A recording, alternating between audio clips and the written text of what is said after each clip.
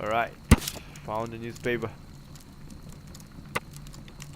Oh, blah blah blah blah blah blah blah blah. Here it is. One of the victims, Kenneth Butler, was involved in the story of the stolen Hellenistic treasures. A visit to his pawn shop should tell me more. Let's go to his pawn shop then.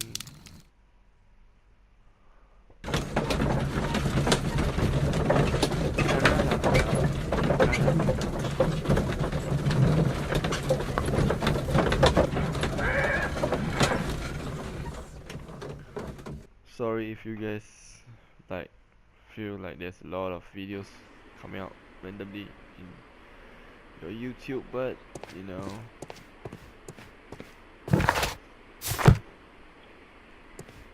I'm pumping this out so I can quickly finish this series. So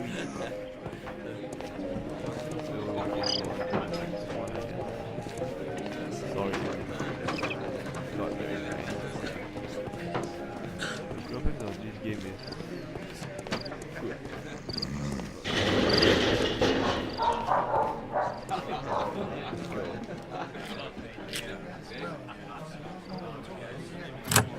Mr. Butler's key matches the lock perfectly.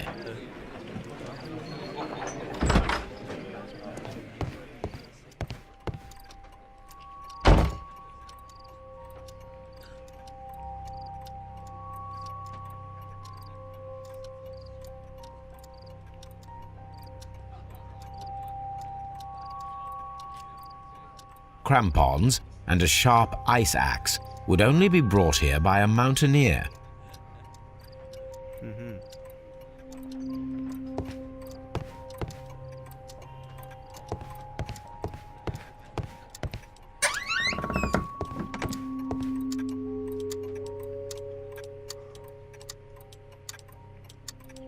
A flare pistol. Perhaps it was pawned by a destitute sailor. Maybe.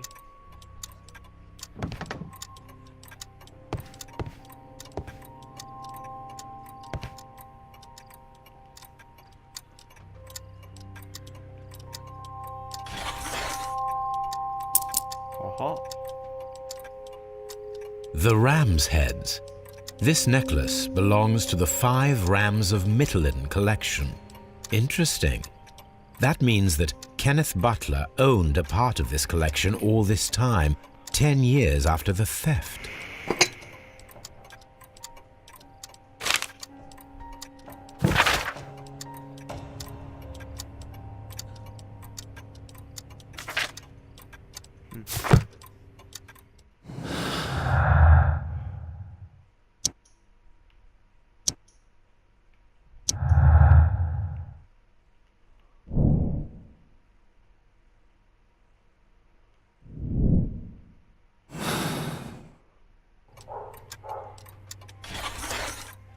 It looks as though Mr. Butler kept a careful record of his operations.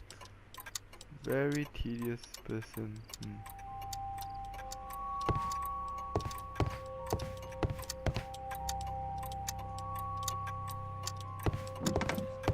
So there are objects of interest here.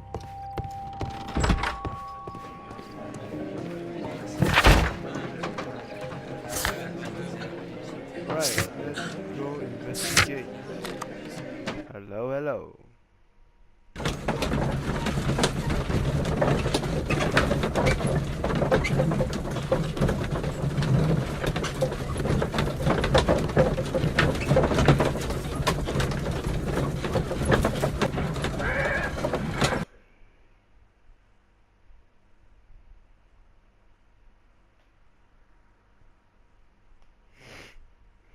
Mr. Holmes, whatever brings you here so late at night?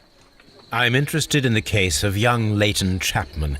He was arrested earlier this evening and accused of a double murder. I beg your pardon? That case is quite clear to the police. Or are there any new facts that we don't know about? Who knows, Inspector? Look, you are free to investigate, of course, Mr. Holmes. Chapman was arrested with a revolver in his possession. which you can find in the evidence room.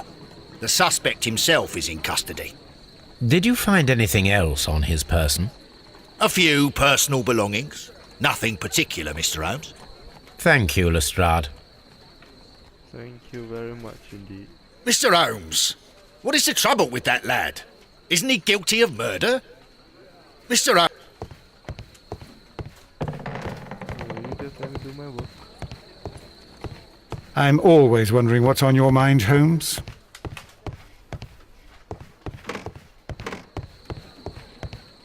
Alright, let's go.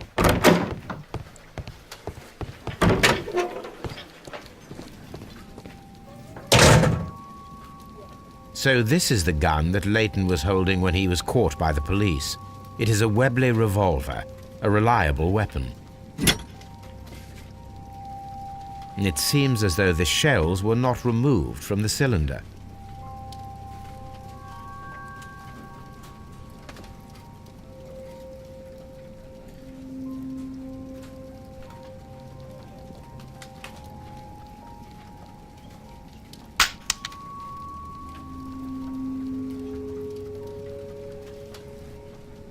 Two out of the 6 shells have been fired.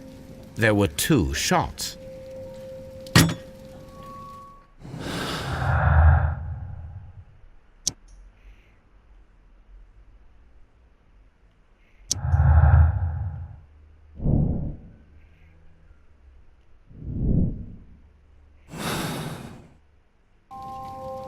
A cheap watch, bought with his own money, no doubt. These cigarettes are filled with cheap tobacco. Nothing interesting. And he got an apple. Interesting. But what is this? Lootless.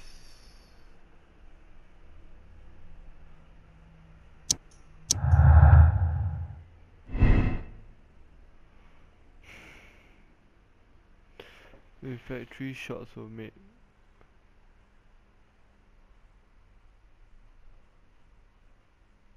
Turner could hear the contrast. Different points. Hear the contrast between 2 shots. As in fact, 3 shots were made. At first, a single shot was fired, and then 2 shots.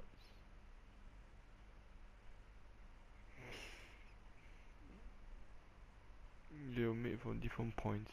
I don't know. I'll choose the same one first. I'm so sorry. I think he's a war veteran.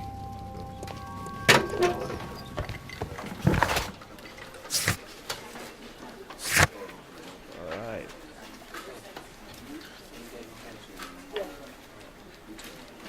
Perform and reenactment.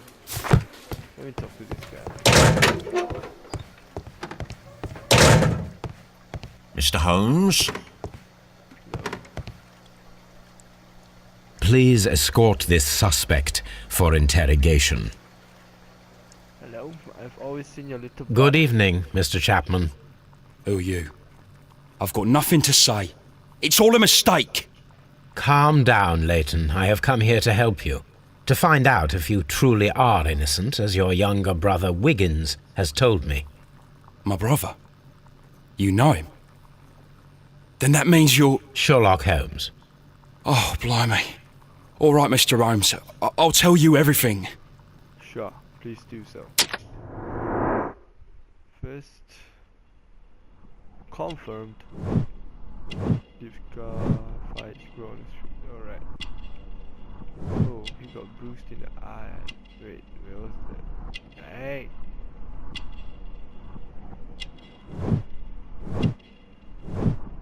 Hot-headed. Alright.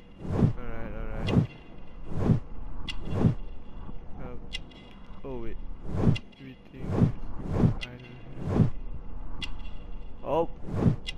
Fancy scarf downtown fashion shop. His club. Look at his hands. Oh! Okay. Right. Tell Tell me Good. about this. Tell me your account of what happened. I left my work and I hurried up to see the fireworks in Whitechapel. I was late, so I decided to cut through Half Moon Street.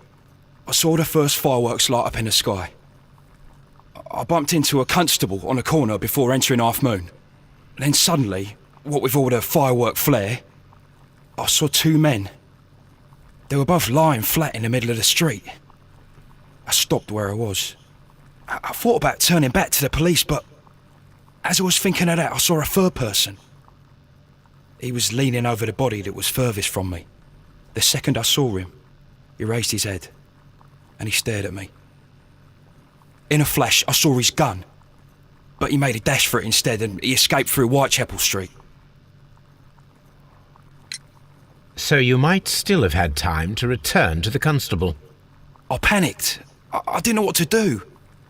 Anyway, I approached the bodies just to see if they were still alive. I saw that one had blood pumping out of his stomach. He was dying. It was horrible. The second one was already dead. He had a hole in his head. He was holding a gun in his hand though. I took it, and then I followed the third man. Interesting. Pray, continue. I turned a corner, and I saw the man standing in the middle of the street. He seemed to be in some sort of panic. And then, Mr. Holmes, something strange happened. I told the police and they laughed at what I said, but I swear to you, my words are true. I started running towards him. But then I was blinded by a flash. It was so bright that I hardly saw anything for a good dozen seconds. But I kept running forward. As I arrived in Whitechapel, I heard a woman screaming. And then I was caught by the police. But there wasn't a trace of that man. Of course, then they found a gun and all that blood. I couldn't see the murderer escaping and all that mess. Perhaps I was still half-blinded at that moment. A thrilling account, my young man.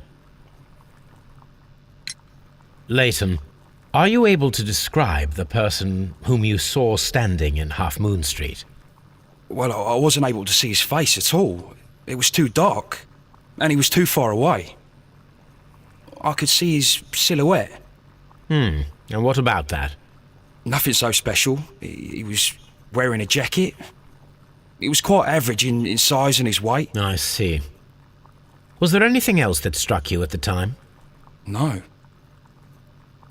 But perhaps it's strange, but I can't remember the sound of his footsteps as he was running away. Perhaps it was because of the fireworks or the surprise of me seeing him. Leighton, I confess I am puzzled. Why should a young lad like you take a gun from the hands of a dead man and set off in pursuit of a probable killer? I know. I keep wondering that, but at the time it was like a reflex. A criminal ought to be arrested, and he was armed. You were willing to risk your life. That was a little foolish, unless you wanted revenge. No, Mr. Holmes. I was just being brave and stupid. Lied. You lied. You lied to me. I'm sure that you were, but I believe that you may have recognized one of the victims, Brian Vercotti. You knew that gentleman well, did you not? However could you know that? You have a typical tattoo of the Westgate Brotherhood upon your hand. I observed exactly the same mark upon Mr. Vercotti. You came to know him from your sharing a past prison sentence. Am I correct, Mr. Chapman? God. You're right, Mr. Holmes. Would you tell me a little about Brian Vercotti? We were convicted for a robbery. Once in prison, both of us joined one of these fraternities. During that year, we tried to help each other out, you know? You were quite young then, I believe. Yes, Mr. Holmes, we were. We'd only stolen a pound of meat. After we were released and when I saw what my little brother had become, I decided to work towards living an honest life. And Vercotti? He had a hard time. His sister had died in a Whitechapel dispensary while he was in prison. He had no family anymore. Our paths split. He fell back into crime. So you lost him? Yes. And for around 2 years, I heard no news of him at all. We shall see you soon, young man.